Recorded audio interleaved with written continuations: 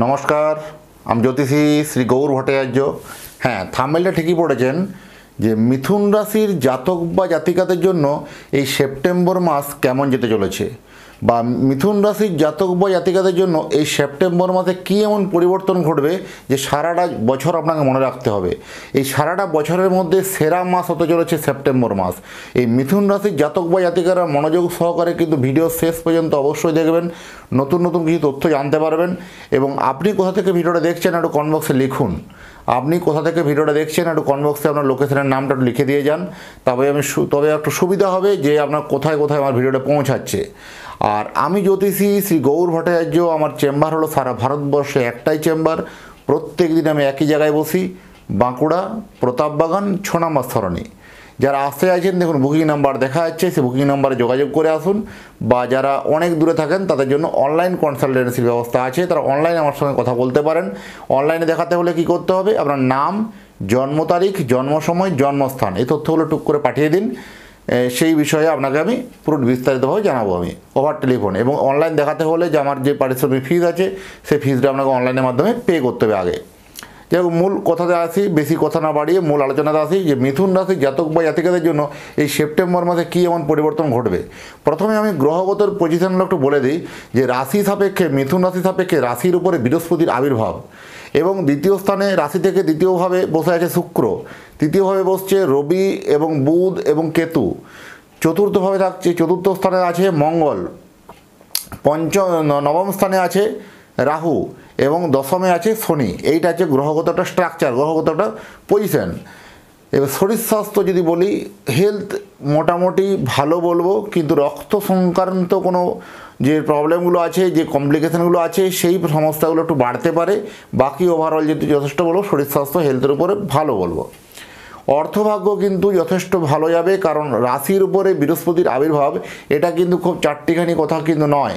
এটা কিন্তু অনেক দিন থেকে আপনি অর্থ কষ্টে ভুগছেন, বা বহু দিন থেকে আর্থিক অনটনে ভুগছেন, বা কোথা থেকে অর্থ ম্যানেজ হবে, বা টান, বা এটা আর্থিক টান বা আর্থিক এটা সচ্ছলতার অভাব বোধ করা, এরকম ঘটনা আপনার অনেক ঘটেছে।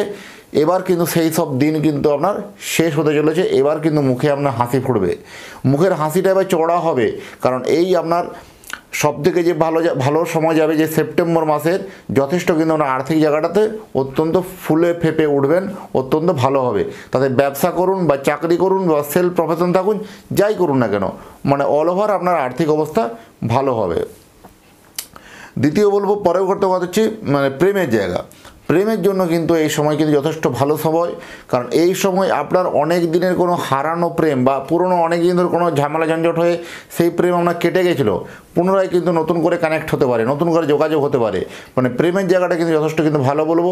যাতে দীর্ঘদিন থেকে প্রেম চলছিল, প্রেমটা মাঝপথে কিছুদিন কেটেছিল, সেই সম্পর্ক কোনো কারণে আপনার দুজনের মধ্যে অ্যাডজাস্টিং হচ্ছিল না, সেই সম্পর্ক আবার নতুন করে তৈরি হওয়া, নতুন করে একটা ভালো অ্যাচিভমেন্ট হয়ে পড়ে একটা সম্পর্কটা আরও ভালো মধুর হবে। বিবাহের জন্য কিন্তু একটু কিন্তু ডিস্টার্ব থাকবে, কারণ ম্যারেজ লাইফের জায়গাতে কোনো না কোনো ছোটোখাটো কারণ নিয়ে বারে বারে আপনার সম্বন্ধ কাটতে পারে। কারণ ম্যারেজ লাইফ ঠিক করতে গিয়ে বা সম্বন্ধ ঠিক করতে গিয়ে বারে বারে কোথাও একটা মানসিক আপনার ডিস্টার্ব, যে কোথাও একটা মনের মধ্যে তৃপ্তি লাভ না করা বা ঠিকমতো মনোমালিন্য না হওয়া, তার জন্য কি সম্পর্কটাকে একটা আরও পোস্টপোন করে নিয়ে যাওয়া, আর পরের মাস পর্যন্ত সম্পর্কটা টেনে নিয়ে যাওয়া, এরকম ঝোঁক কিন্তু অত্যন্ত বেশি। এটা কিন্তু একটা ভালো লক্ষ্য করা যায়। বিবাহের জন্য এত ফাইনাল হওয়ার মতন সিচুয়েশানটা এত ভালো নেই, অল্প বাধা বিপত্তি এসে কেটে যাওয়ার সম্ভাবনা বেশি ওভারঅল। বিবাহিত জীবন, যারা অলরেডি বিবাহিত আছেন, বিবাহিত জীবন যথেষ্ট কিন্তু ভালো যাবে। বিবাহিত জীবন যাতে অনেক দিন ধরে কোনো ঝামেলা ঝঞ্ঝট ছিল, সেসব ঝামেলা ঝঞ্ঝট মিটতে চলেছে, অনেকাংশ হারে আপনার শুভ ফল পাবেন, যথেষ্ট কিন্তু ভালো হবে। এবং সবথেকে ভালো পরিস্থিতি বলে রাখি যে সন্তান থেকে কোনো রকম একটা সমস্যা বা কমপ্লিকেশান তৈরি হতে পারে। যারা নতুন সন্তান কোনো ধারণ করার চেষ্টা করছেন, বা যাদের সন্তান আছে, বা সেই যাদের সন্তান অলরেডি বড়, প্রত্যেকের ক্ষেত্রে সন্তান নিয়ে কোনো একটা দুশ্চিন্তার বিষয় আসতে পারে, সন্তান নিয়ে কোনো একটা খারাপ খবর আসতে পারে, সন্তানের কোথাও চাকরি ক্ষেত্রে অমনোযোগী, পড়াশোনার ক্ষেত্রে অমনোযোগী, কোথাও চাকরি ক্ষেত্রে একটু ডিস্টার্ব, ডিমোশন হয়ে যাওয়া, বা সন্তান আসতে বাধা তৈরি হওয়া, এবং সন্তান নিয়ে একটা কমপ্লিকেশান কিন্তু সমস্যা একটা তৈরি হতে পারে।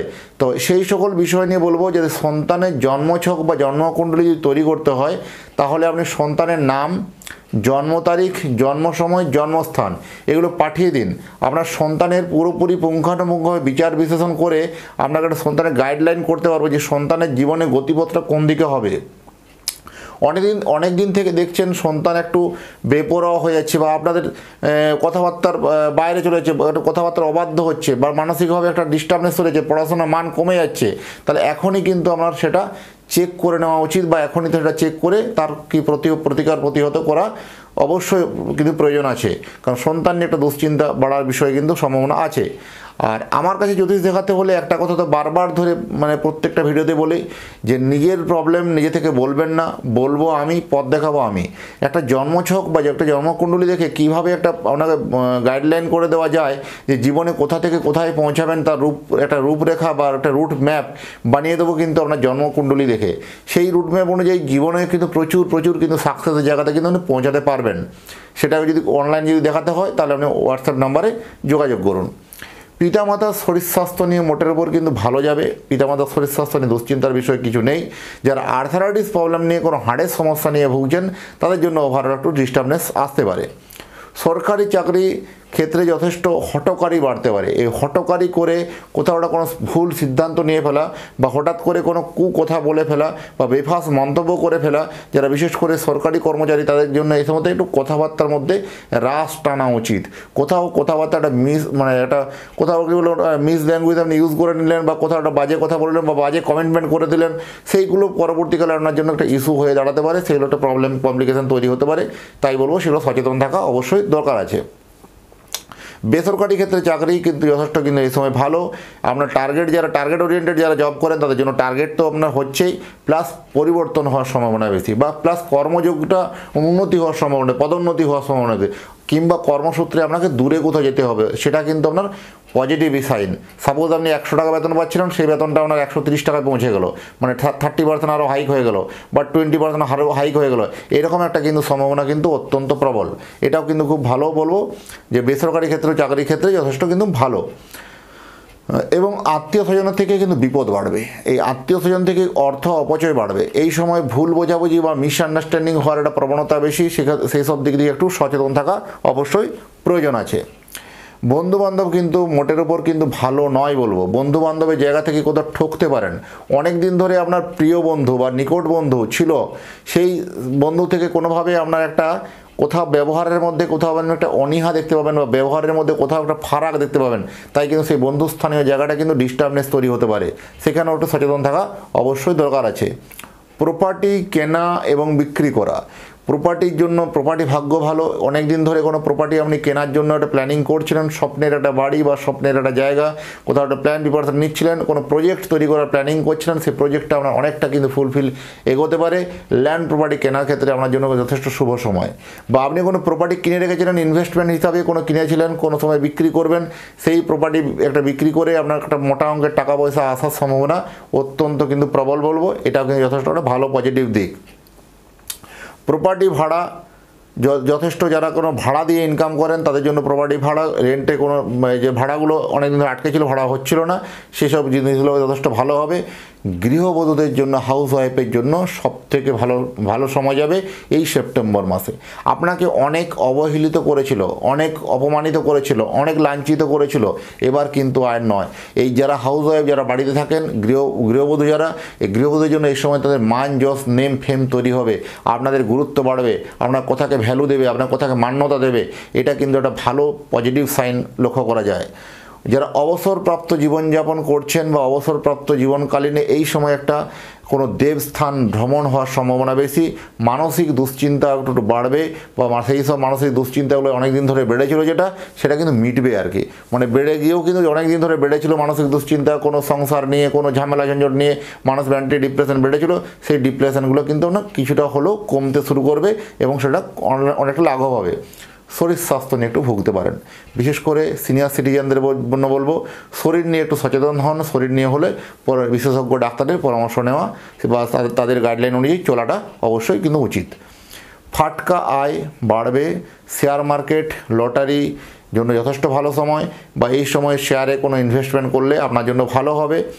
স্ত্রীর কোনো চাকরি সূত্রে এটা উন্নতি হওয়ার জন্য অনেক দিন ধরে চেষ্টা করছেন, বা স্ত্রী আপনার চাকরি করছে, বা আপনার হাজব্যান্ড চাকরি করছে, মিথুন রাশি জাতক বা জাতিকাদের জন্য তাদের হাজব্যান্ড হোক আর ওয়াইফ হোক, তার চাকরি ক্ষেত্রে উন্নতি করার জন্য বা চাকরি ক্ষেত্রে কোনো রকম একটা সাকসেসফুল করার জন্য কোথাও চেষ্টা করেছিলেন, সেই চেষ্টাতে কিন্তু একটা সমস্যা তৈরি হতে পারে, সেখানে কোনো কমপ্লিকেশন তৈরি হতে পারে, কোথাও একটা অপবাদ জুটতে পারে, কোথাও একটা বদনাম জুটতে পারে। সেই সব দিক দিয়ে সচেতন থাকা উচিত, সেখানে জন্য যথেষ্ট ভালো সময় নয়। পার্টনার ব্যবসা আপনার জন্য কিন্তু ভালো হবে না। যারা বিশেষ করে পার্টনার ব্যবসা করতে চাইছেন, কোনো শেয়ারের ব্যবসা করতে চাইছেন, তাদের জন্য ভালো নয়। ব্যবসাকাদের নতুন ব্যবসা শুরু না করাই সবথেকে ভালো হবে। পুরনো ব্যবসা যারা আছে তাদের জন্য যথেষ্ট ভালো সময়।